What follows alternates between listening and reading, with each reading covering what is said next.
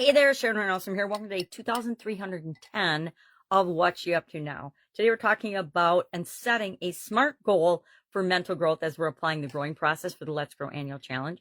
And my SMART goal is to take my top 10 most common ANTs, automatic negative thoughts, and replace them with automatic possibility thoughts or automatic positive thoughts. I guess I could have said I thought about that after I talked about it yesterday. I said possibility because if I think in possibility, I don't have to unnecessarily be flipping over from negative to positive, although that's the fastest, easiest way to get rid of negative thoughts is to say, okay, what's the opposite of this? And then apply that. But I also want to keep myself open to the fact that there's a lot of different possibilities and a lot of different things I could think automatically that could be positive and beneficial to me versus negative. So I set a SMART goal for that.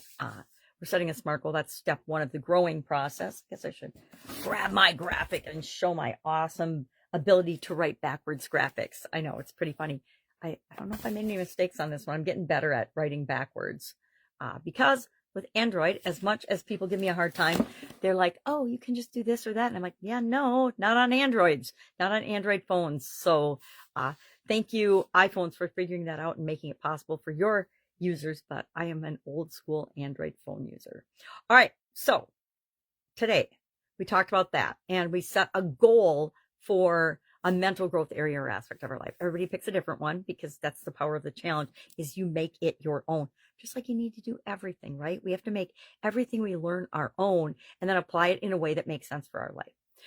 And Supersize Your Business today, we're talking about a topic that I farm out, and I said that right off the bat, is consumer privacy and security.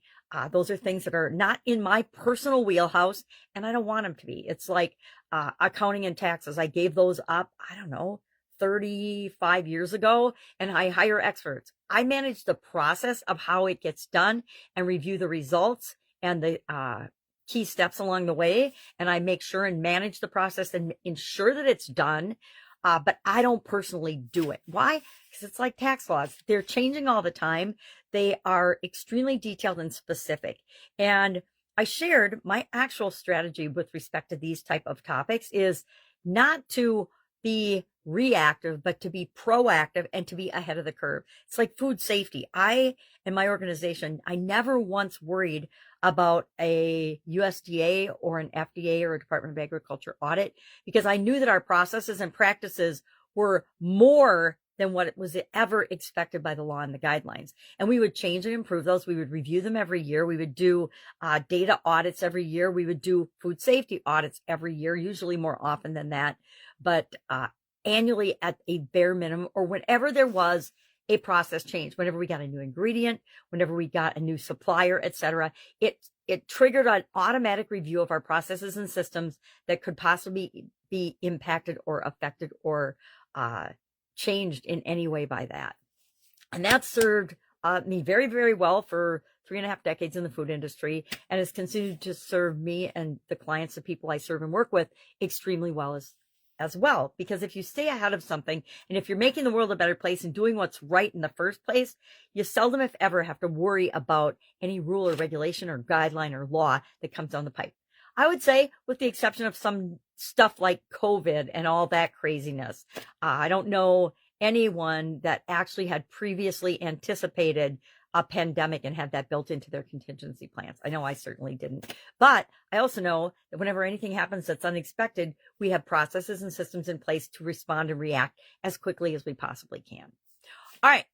That's all I've got today. I'm a little frustrated with Facebook. No surprise there. I am often frustrated with Facebook. They took away live cross-posting to our pages, our other pages. I have several pages that I normally cross-post my lives to. And what's really interesting is my viewership on lives has been impacted negatively. Sorry, Facebook, but I'm probably going to have to switch platforms. But my podcasting and other things have gone up dramatically. So there's always a balance, right? There's a trade-off for what we do and why we do it. I use Facebook for personal reasons because it's easiest for me, but it doesn't mean I won't switch platforms and get the reach and the access that I want so I can help more people. All right. If I can help you in any way, it's holiday weekend here in the USA, but if I can help you, you're more than welcome to ask. Have an awesome day, and I'll, of course, be with you tomorrow.